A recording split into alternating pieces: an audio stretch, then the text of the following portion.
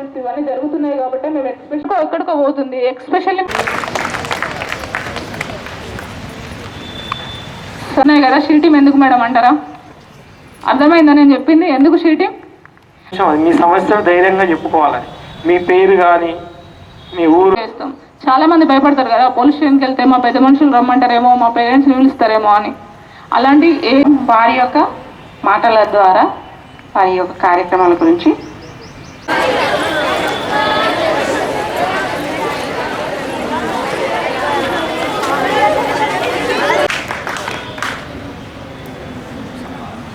అలాంటప్పుడు మీరు డైరెక్ట్ మీ పేరెంట్స్ చెప్తే మా పేరెంట్స్ ఏమంటారో అని భయపడడం, ఎవరికి చెప్పాలో తెలియక ఇష్యూ అయినా సరే అంటారు కదా, మొక్క వంగనిది మానవ వంగదు అని. అది చింపండి, ఎవరికి భయపడాల్సిన అవసరం లేదు. మిమ్మల్ని పదే పదే పోలీస్ స్టేషన్కి రమ్మని ఎవరు పిలువరు. మీరు గూగుల్ ప్లే స్టోర్లో కొడితే మీకు ఆ యాప్ వస్తుంది, అది డౌన్లోడ్ చేసుకొని అందులో మీ ఫోన్ నెంబర్ ఎంటర్ చేస్తే మీకు ఒక ఓటీపీ వస్తుంది. అందులో కింద Telangana police will be monitor you అని ఒకటి వస్తుంది. దాని మీద మీరు అది ఓపెన్ చేసి, మీరు ఫర్ ఎగ్జాంపుల్ ఆటోలో ఇక్కడ నుంచి మెట్పల్లికి వెళ్తున్నారు, ఆ ఆటో నెంబర్ ఒకటి చేసేసి నెంబర్ అని వస్తుంది, వెహికల్ నెంబర్ రాయాలి. అది ఆటోనా, బస్సా, బైకా, లిఫ్ట్ అయిపోయి వెళ్తున్నారా అదొకటి అడుగుతుంది. అది రాసేసి పిల్లలందరికీ ధన్యవాదములు. ఎందుకంటే వారు మన స్కూల్కి వచ్చేసి మంచి మంచి విషయాలు మీకు మరియు ఇంకొక ప్రింట్ మీడియాకు కూడా వారు ఎంత ఇష్టపడతారు ప్రతిసారి. వారికి కూడా ధన్యవాదాలు. మంచి విషయాలను మీరు సేకరించండి, ఇంటికి తీసుకెళ్ళండి, ఏమేమి విన్నారో అవన్నీ గ్రహించండి. సార్ 2 మాటలలో చెప్పారు, భవిష్యత్ 10 సంవత్సరాల తర్వాత చూసుకుంటే ఎలా ఉంటుంది అని.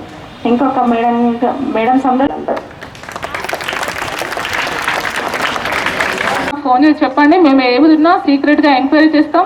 మీరు మీ డీటెయిల్స్ కూడా మేము షీటీఎం నుంచి ఎవరికి బయట పెట్టాం, మీ ప్రాబ్లమ్ సాల్వ్ చేస్తాం. షీటీఎం నెంబర్ వచ్చి 8712670783. అందరూ నోట్ చేసుకోండి.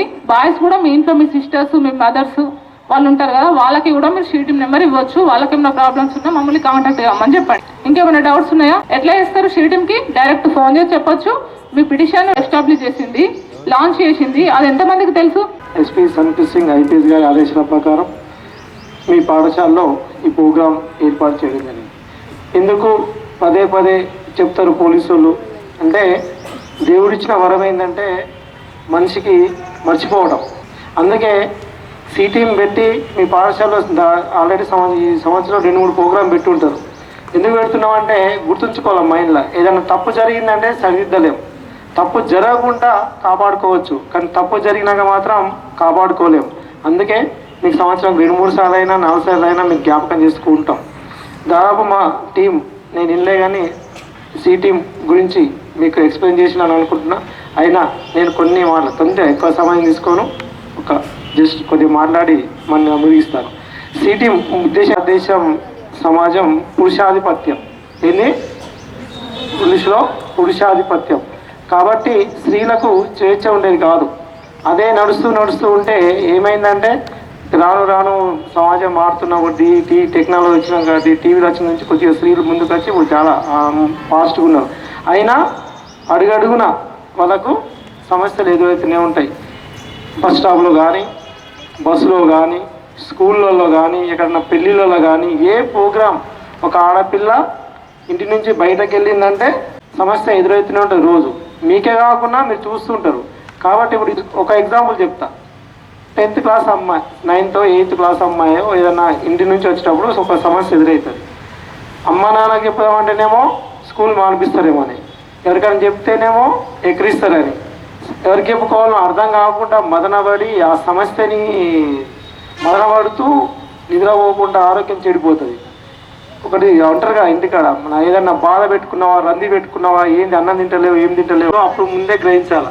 గుడ్ టచ్ బ్యాడ్ టచ్ ఇది ఇంపార్టెంట్ లైఫ్లో. ఆడపిల్లలకు ముందే గ్రహించి ఏ ఉద్దేశంతో ఇప్పుడు షేక్ హ్యాండ్ ఇచ్చినాం అనుకో, షేక్ హ్యాండ్ ఇచ్చి మీకు తెలిసిపోతుంది ఒక వ్యక్తి నన్ను ఎందుకు టచ్ చేస్తున్నాడు, ఏ ఉద్దేశంతో టచ్ చేస్తున్నాడు. అప్పుడే జాగ్రత్తగా ఉంటే ఏ సమస్య రాదు. కాబట్టి good touch bad touch, bad touch అన్నప్పుడు బ్యాడ్ టచ్ అని చెప్పాలి. బ్యాడ్ టచ్ ప్లీజ్ టచ్ చేయొద్దు నన్ను, లేకపోతే కొంచెం ధైర్యంగా చెప్పుకోవాలా, మోమాటం లేదు. డైరెక్ట్ 100 కాల్ చేసినా ఇమీడియట్ 10 నిమిషాలు వస్తారు. కాబట్టి మేము చెప్తే ఏమనుకుంటాడో ఏమని అనుకోని ఏమనుకోడు. కాబట్టి చెప్పారు ఇంతకుముందు గ్రహిస్తాం. ఇప్పుడు పిల్లలు ఉంటారు ఊళ్ళల్లో సిగరెట్ తాగి ఇట్లా తీస్తారు, రింగులు రింగులు రింగులు రింగులు. దాన్ని చూసి ఏమనిపిస్తుంది అంటే అమ్మాయ నేను కూడా ఆ విధంగా చేయాలని అలవాటు చేస్తాను. ఏమవుతుంది మెల్లగా దానికి అడిక్ట్ అయిపోతాం. అందుకే ఈ ఓపెన్ స్మోకింగ్ అని ఓపెన్ డ్రింకింగ్ అని ఎందుకు గవర్నమెంట్ సృష్టి చేస్తుందంటే వీడు చెడిపోయిండు, వీడి వల్ల ఇంకొకటి చెడిపోవద్దని ఉద్దేశం దాన్ని. కాబట్టి మంచి ఆలోచనలు, మంచి ఉద్దేశం, ఇది మంచి ఉద్దేశం కాబట్టి గ్రహించాలా. మమ్మల్ని బోర్ చేస్తున్నారు, మమ్మల్ని ఇబ్బంది చేస్తున్నారని ఎప్పుడు ఫీల్ కావాలి. ఫేస్బుక్లో బాగుంటుంది, 10 సంవత్సరాల తర్వాత పోయినాక చూసుకుంటే ఇన్స్టాగ్రామ్, ఫేస్బుక్లు, వాట్సాప్లు అన్నం పెట్టవా? మీ నాలెడ్జ్, మీ యొక్క బుక్, మీ ఇంత మంచి టీచర్లు ఎక్కడ దొరకరు మీకు, క్వాలిటీ టీచర్స్. మీరు అడగరు, 2 కొట్టగానే ఇంట్లో చెప్తారు, ఇంట్లో చెప్పగానే వాళ్ళు వచ్చి అడుగుతారు. వాళ్ళు ఏం చేస్తారు, మాకెందుకులే అనుకుంటారు. అట్లా అనుకోవద్దు. వాళ్ళు కొట్టే ఉద్దేశం ఏంటంటే మంచి, అంటే చెడు కొడితే వదిలేయండి, మంచి ఉద్దేశంతో కొడతారు.